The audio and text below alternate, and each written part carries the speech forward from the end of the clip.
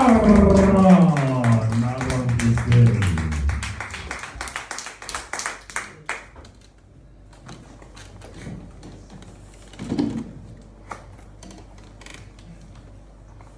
Hello, everybody. Hello. How are we? How are we doing? Pretty good. Pretty good. Made it out to the Monday night at the Brunswick. I've not done this for a little while. It's lovely to see so many familiar and friendly faces. And here we are. So what I like to do is I like to get a bit of interaction going. And the first way I like to do that is to understand, get an idea of who the audience is. So it's familiar faces, but I just want to get an idea of who we've met before for sure, right? So if you've seen me do this kind of thing before, it's probably not the sort of thing you forget, actually, when you look at the outfit. If you can make the noise, say, of a parrot, so if we met before, if you can make the noise of a parrot learning to drive.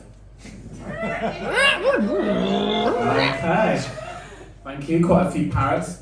And if we're meeting for the first time, could you make the sound please of an elephant playing snooker? Okay. That's exactly, having studied footage of this over the years, that's actually both very good impressions. Okay, so we've met before, most of us.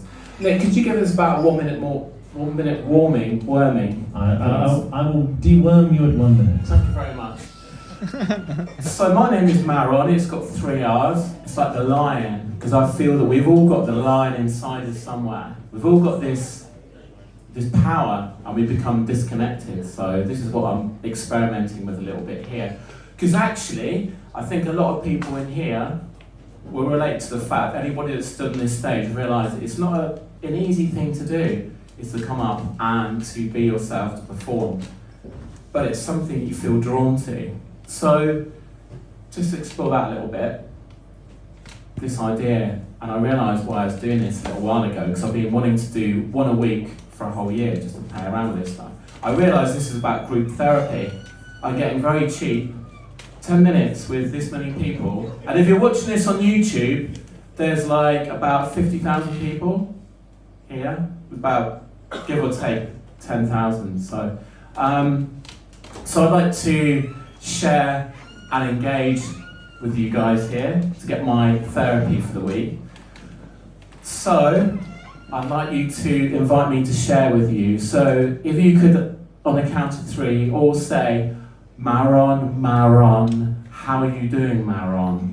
1, 2, 3. Marrron, Marrron, how are you doing, Marrron? Thank you. I'm doing really well. There's been a lot of stuff going on in my life. A couple of things. I've just got this kind of weird energy level thing which kind of dips. I've been signing up to do these open mics, but then having to cancel. So there's that been going on. And also, I've just just had the end of a 3-year relationship. Can I get a bit of an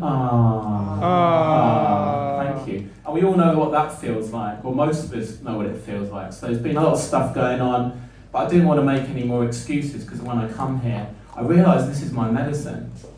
And it's not about, I've got some stuff that we could kind of share that might be funny, but it's not about making people laugh. So I've not been, how long's it been, Nick? About a couple of months at least. He's gone. He's not here. I think it's been a couple of months. And it's been a really interesting journey doing this, because part of me, these expectations I put on myself. Can anyone relate to that? Whether you're a performer or not, in certain situations, feeling like we have to be a particular way to gain love, to gain acceptance. And can you relate to that? Yeah? And that can be really quite tough. And I realised I was kind of going through all that. I would really look forward to coming and standing up here, because if I just kind of stand up here like this, I could just stand up here for 10 minutes and not say anything. I don't know, what would that be like? Maybe we'll try, because actually, what's the worst that can happen? I'm here to expose myself, little bits.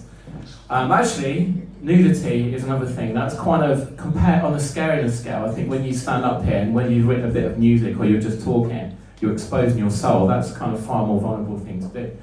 So I just wanted to make it back, to put no pressure on myself, so you don't have to laugh.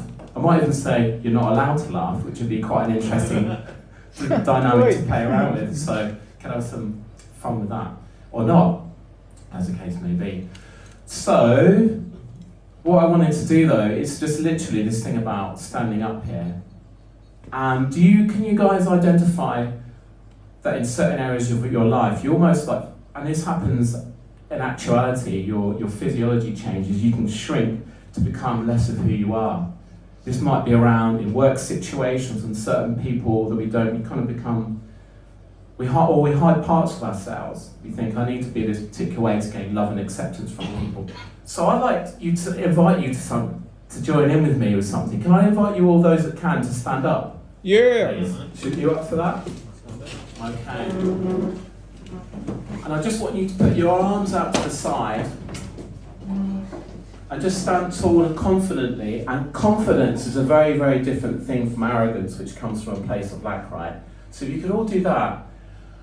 And on the count of 3, in whatever style you'd like, if you could just say, here I am. Here I am. Okay, well, we do it. Oh, sorry. It's good. But we got some laughs anyway, this is good. So, arms out to the side, just feel what happens there. If there's any resistance, just be aware and even welcome the resistance. So 1, 2, 3. Here I am. Beautiful. One more time. Here I am. Here I am. Thank you. If you'd like to round of applause for everybody. And I invite you to practice this. If you have a situation where you kind of feel like you become less of who you are for whatever reason, just to stand there and here I am. Just something I'll play around with. So let's get on to the potential comedy part, no expectations. I was thinking recently, a little thought popped into my head. I was on a silent retreat, lots of time to think, that we should probably cash in on something. What would happen tomorrow? Who's prepared in the audience? Who's prepared if all drugs were suddenly decriminalised and you could do advertising on TV and YouTube for drugs? I wasn't prepared, but I've started to give it some thought because I'd like to get you involved in all this. So, with that in mind, what I was thinking about was like crack cocaine. How would you make crack cocaine feel alluring and attractive that people would need to, what would be the sort of marketing ideas that you could have to make that? That people did with cigarettes, because then when cigarette advertising came in the 30s, but suddenly it was just like, oh, look at these people, they're really cool. So the same thing could be applied to crack cocaine. What do you think? And then I thought of another thing is, who could it be that you could choose to advertise crack cocaine? And the first person I thought of was Phillip Schofield. But I don't know now. What do you think? Would that work? Phillip Schofield advertising crack cocaine, just being like really happy, sort of standing there with a crack pipe. Crack cocaine. That's an interesting dynamic, isn't it? You probably get him at a cheaper rate now because he's kind of fallen out of popularity. That's an idea. But the other thing I had was around heroin. How would you do that? And I kind of thought of that you could borrow a thing from an old advert just to assess people's ages. So if I said, heroin. Heroin. And then what comes next?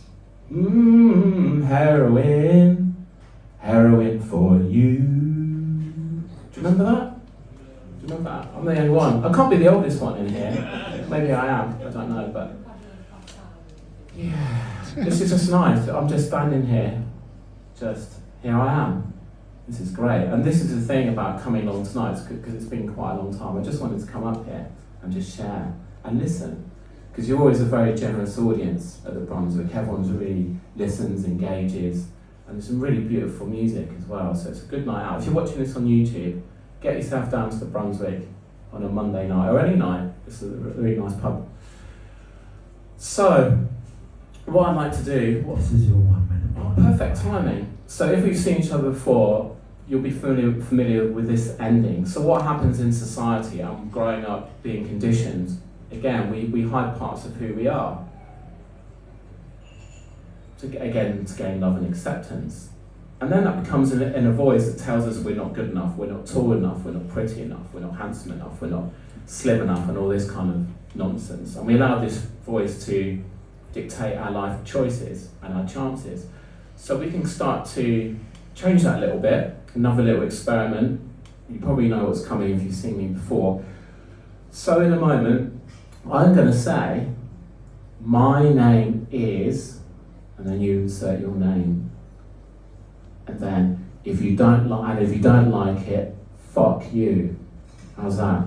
We can be a bit naughty. Sound good? Okay. So on the count of three. So 1, 2, 3. My name is. And if you don't like it, fuck you. And one more time to finish. Give it some real energy. It's like we mean it. We're here. Here I am. We don't care what everyone else thinks about us. We know we're beautiful as we are. Who knows they're beautiful as they are? Yeah. Yes. Come on, we can do this, people. And we can make the world a nicer place. All right then. And it starts here and it starts in Brunswick on a Monday night. So 1, 2, 3. My name is. And if you don't like it,